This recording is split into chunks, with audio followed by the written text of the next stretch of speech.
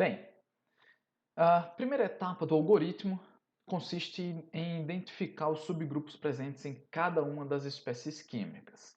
Aqui a gente tem a acetona e o N-pentano, que são as duas espécies químicas presentes aqui no nosso problema. Consultando a tabela da Dortmund, eu vou sempre usar ela como referência para a gente, tá? Vou chamar de DDB daqui para frente, do banco de dados da Dortmund. Então, a gente tem ali, ó, subgrupos número 1, 2 e 18, tá? Eu já consultei essa tabela. E se a gente for observar aqui em cada uma dessas espécies químicas, a gente encontra aqui, ó, na acetona, subgrupo 1 e subgrupo 18. No N-pentano, a gente encontra dois subgrupos 1 e três subgrupos 2, tá? Se houver dúvidas em relação a esses subgrupos, tem aquela ferramenta que eu mostrei no vídeo anterior a respeito de como é que a gente faz para identificar com aquela ferramenta automática da Dortmund esses subgrupos, tá? Com essas informações, tá? E com as informações do Rzão e o Qzão, que estão vindos também lá do DDB, a gente consegue montar essa tabela da etapa 2 do nosso algoritmo, tá? O que tem nessa tabela? A gente vai listar aqui os subgrupos que nós identificamos, tá? Nesse caso 1, 2 e 18. A gente vai identificar os grupos principais referentes a cada um desses subgrupos. Então, subgrupos 1 e 2 pertencem ao grupo principal 1, subgrupo 18 pertence ao grupo principal 9. E a gente vai listar aqui os R's e os Q's, tá? Desses subgrupos. Assim como esses coeficientes aqui, esses coeficientes estequiométricos, tá? Na verdade, são basicamente um número de vezes que aquele subgrupo aparece naquela espécie química. Então, por exemplo, aqui na acetona, o grupo 1 aparece uma vez, o subgrupo 18 aparece uma vez. Então, eu tenho aqui, ó, subgrupo 1 aparecendo uma vez, subgrupo 18 aparecendo uma vez. No N-pentano, eu tenho duas vezes, né, o subgrupo 1, então subgrupo 1 aparecendo duas vezes, e três vezes o subgrupo 2, tá? E eu não tenho subgrupo 18 presente no N-pentano. Essa tabela aqui ajuda muito na hora de fazer as contas, porque a gente compila toda a informação necessária, tá, para as próximas etapas nessa tabela. A etapa 3 é uma outra tabela, mas agora dos parâmetros que a gente vai calcular, tá? Do Rzinho, Qzinho, tetazinho, teta, tá? Φ, L e o termo combinatorial do coeficiente de atividade, tá? A gente vai calculando esses termos, vai preenchendo essa tabela, tá? De novo, a função aqui de todas essas tabelas que eu trouxer é para facilitar e organizar as contas ao longo do desenvolvimento desse algoritmo, tá? Então vamos para a etapa 4, onde a gente começa efetivamente a fazer os cálculos. Para calcular o Rzinho, a gente vai empregar essa fórmula, tá? Que envolve esses coeficientes estequiométricos e os respectivos Rzões, né? E, só para deixar claro, o índice K corresponde aos subgrupos presentes ali na mistura. Então, se eu tivesse outros subgrupos, eles estariam listados aqui também. E eles apareceriam aqui, ó, na hora de fazer essa expansão, tá, desse somatório. Então, eu vou fazer aqui o primeiro termo, então, correspondente ao subgrupo 1, na espécie química 1, tá? Então, R1, tá? Espécie química 1. Então, eu estou referenciando aqui a essa espécie química 1. Aqui, o primeiro termo refere-se ao primeiro subgrupo, segundo termo ao segundo subgrupo, e o último termo refere-se ao subgrupo 18. Então agora é só voltar naquela primeira tabela que eu mostrei lá no início, né? Substituir os valores, encontrar o valor aqui para o R1. R2 é análogo, tá? A gente refaz essas contas todas agora para o subgrupo 2, tá? Vejam que aqui, no caso da acetona, a gente não tem um subgrupo 2, tá? Então, por isso esse termo é igual a zero, tá? Esse coeficientezinho aqui estequiométrico é zero e esse termo zero. Assim como o subgrupo 18 no N-pentano, tá? Então, substituindo os valores, a gente encontra aqui esses Rzinhos. O Qzinho, tá? Por isso que eu agrupei no mesmo passo do algoritmo, as contas são as mesmas, só que ao invés do R, tá? A gente tem o Q. Então, ó, para a espécie química 1, tá? E aí eu calculo esses termos para cada um dos subgrupos, tá? Volto na primeira tabela, substituo os valores e encontro o valor para Q1. Para Q2, mesma coisa, mesma equação, tá? Só que agora para a espécie química 2. Substituo os devidos valores, encontro o valor aqui para Q2. Volto na minha tabela e começo a preencher esses valores. Isso aqui vai facilitar muito, pessoal, nas próximas etapas, na hora de fazer a consulta desses valores, tá? Vamos passar agora para calcular o θi. Esse θi já começa a empregar o Rzinho que a gente acabou de calcular e colocou naquela tabela, tá? Então, ó, aqui só para situar também, tá? Os termos, os índices J e I correspondem às espécies químicas, tá? Então, na hora de fazer a expansão, ó, na hora de fazer a expansão aqui, ó, para o θ1.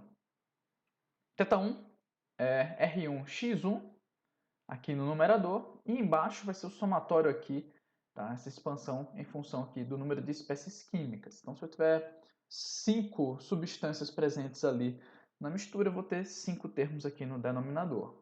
Como eu só tenho duas, né, a acetona e o N-pentano, aparecem 2 termos, tá? Substituindo esses valores, isso aqui corresponde à fração molar da acetona, tá? Que lá do enunciado correspondia a 0,047, tá? E o x2 é o 1 menos esse valor, né? Que dá 0,953, tá? Substituindo os valores de R1 e R2, a gente encontra aqui o valor de φ1. O outro termo, ó, o denominador é igual. Então, se vocês calcularem o valor desse denominador, é só substituir diretamente aqui para o próximo termo, tá? Já é uma dica aí para economizar conta. Substituindo os devidos valores, a gente encontra também o valor de φ2, que a gente volta depois na tabela, tá? E preenche lá para facilitar as próximas contas. Θ calcula do mesmo jeito, tá? Por isso que eu agrupei na etapa 5. Então, ó, a gente substitui aqui o valor, os índices, né, correspondentes aqui à espécie química que a gente está calculando. Então, no numerador, Q1 e X1. Embaixo, o somatório aqui, né, Q1x1 mais Q2x2. Substituindo os valores correspondentes, tá? A gente encontra aqui θ1. θ2 funciona do mesmo jeito, tá? Esse denominador aqui, ó, se a gente calcular o valor dele, tá? A gente substitui direto nessas contas, facilita a vida, tá? E encontra esse valor. Na verdade, pessoal, tem até uma etapa mais fácil de fazer isso. Como isso daqui corresponde a uma fração, tá? Vamos dizer assim, o somatório desses termos é igual a 1. Se eu calcular o primeiro, eu posso encontrar o segundo automaticamente fazendo 1 menos esse valor aqui de cima, que seria o 0,0... Opa, 336. Ficou horroroso isso daqui, tá? Mas acho que deu para pegar a ideia, né? Então a gente faz a diferença, tá? Para encontrar esse segundo valor. E aqui a gente está preenchendo também a tabela com esses valores que a gente acabou de encontrar, tá? Tanto esse termo como esse termo, tá? Eles têm que somar 1. Então, o segundo termo aqui, tá? Se a gente calcular um deles, o segundo sai, tá? Pela diferença com 1, tá? Muito bem, com todos esses termos aqui, tá? Na verdade, com R e com Q, a gente consegue calcular o L, tá? Então, o L, ó, o único índice que vai aparecer aqui é o I. Então, o índice índice correspondente a essas espécies químicas, tá? Então, ó, para a espécie química 1, o índice que vai aparecer aqui é sempre 1. E aí, recorrendo à tabela que a gente preencheu agora, tá? Substituindo os valores, a gente encontra esse valor, tá? E observem que, nesse caso aqui, ele deu um número negativo, tá? L2 é a mesma coisa, tá? Substituindo os índices aqui para a espécie química 2 e substituindo os valores, encontramos aqui o termo L2. Voltamos na tabela, preenchemos ela e agora a gente parte para calcular o termo combinatorial do coeficiente de atividade. Esse termo aqui é um pouco maior, tá? O único índice que vai aparecer aqui é o I, correspondente às duas espécies químicas que nós temos aqui nesse problema, tá? E a gente calcula, tá? Substituindo aqui os índices. Observem que essa expansão aqui, ó, desse somatório, é o somatório do X com correspondente L, tá? Para cada espécie química que a gente tiver presente ali na solução, tá? Esse termo vai se repetir para todas as espécies químicas presentes. Então, se a gente calcular esse termo separadamente aqui, a gente pode substituir diretamente, tá? Para outra espécie química, já economiza contas também, tá? E substituindo aqui, ó, pelos devidos valores, tá? E aqui é um momento em que aquela tabela faz bastante diferença, tá? Porque a gente tem muita informação para preencher aqui. A gente consegue calcular o termo correspondente aqui, ó, o termo combinatorial do coeficiente de atividade da espécie química 1. Vamos fazer as mesmas contas, tá? Novamente, ó, esse termo aqui é igual ao termo que a gente calculou para a espécie química 1, substituindo os devidos valores, recuperando lá da tabela que eu mostrei para vocês, a gente encontra o termo combinatorial do coeficiente de atividade para a espécie química 2, tá? E aqui nessa etapa, a gente termina de preencher a nossa tabela, tá? A gente vai partir agora, tá, para uma outra parte, vamos dizer assim, do nosso algoritmo, que corresponde aos cálculos dos termos necessários para o termo residual do coeficiente de atividade, tá?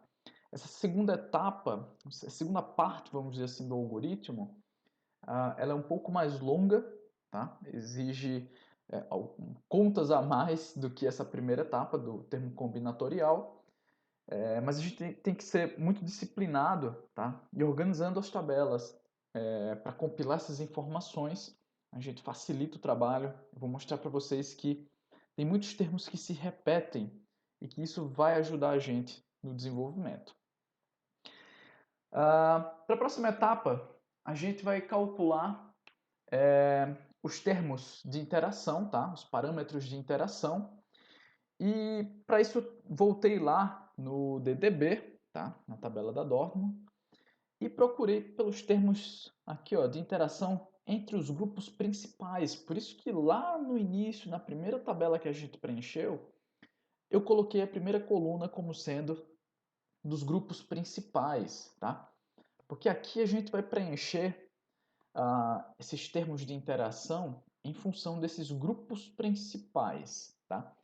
A tabela que eu montei aqui é um pouquinho maior, eu considerei os subgrupos, tá? Dentro dos grupos principais. E quando a gente for chegar nas etapas 10 e 11 do nosso algoritmo, vocês vão ver que isso daqui vai facilitar bastante, tá? Ter subdividido aqui nos subgrupos, tá? Mas vamos lá. O que a gente tem que fazer aqui, ó? Identificar esses termos de interação, tá? No caso lá da DDB, AIJ, né? E AJI. Nosso algoritmo, eu estou usando aqui a nomenclatura original do artigo do Prausnitz, tá? Então, por isso que tem MN, tá? Ao invés de IJ, mas corresponde aos mesmos parâmetros, tá? Então, aqui, ó, grupo 1, grupo principal 1 e grupo principal 9, tá? Então, eu venho aqui e faço o devido preenchimento, tá? O termo A19 Então, A1, 9, tá? Corresponde a esse termozinho aqui e esse termozinho aqui, tá? Então, eu estou olhando o grupo, tá? Estou olhando os grupos, não estou olhando nesse momento os subgrupos, tá? Corresponde ao termo 476,4, tá? E o termo contrário, né? O termo A91, certo? Termo A91 corresponde a esse número aqui, ó, 26,76. Então eu preencho esses valores, tá? O que não tiver preenchido aqui, tá? O que corresponde à interação do grupo principal com ele mesmo, eu preencho com 0, tá? É como se esses grupos eles não interagissem com eles mesmos, tá? Muito bem, preenchi a tabela desse parâmetro de interação A, eu vou calcular agora os psis, tá? Psi19 corresponde a esse exponencial de menos A19 dividido pela temperatura. A temperatura aqui do problema de 307 Kelvin, tá? O termo aqui, a temperatura está em Kelvin. Substituindo os valores, eu encontro Psi19. E o outro termo, invertido, tá? Com índice invertido, é só fazer a substituição aqui do correspondente valor e a gente encontra o Psi19. Eu vou montar uma tabela parecida com essa daqui, tá? E a gente vai encontrar os valores correspondentes aqui dos psis, que seria basicamente calcular o psi para cada um desses termos aqui dentro dessa tabela. Veja que onde tem 0, se eu substituir 0 aqui no lugar do A, tá? Vai ficar exponencial de 0, que é 1. Então, por isso que todos esses termos aqui, ó, que tinham originalmente o 0, agora possuem o número 1. Muito bem. Aqui a gente encerra a etapa 9 do nosso algoritmo, tá? Como as etapas 10 e 11 são um pouco mais longas, tá? Eu vou gravar um vídeo separado só para as etapas 10 e 11, e assim como a 12 e 13, né, que são na verdade etapas mais rápidas, correspondentes aí do nosso algoritmo.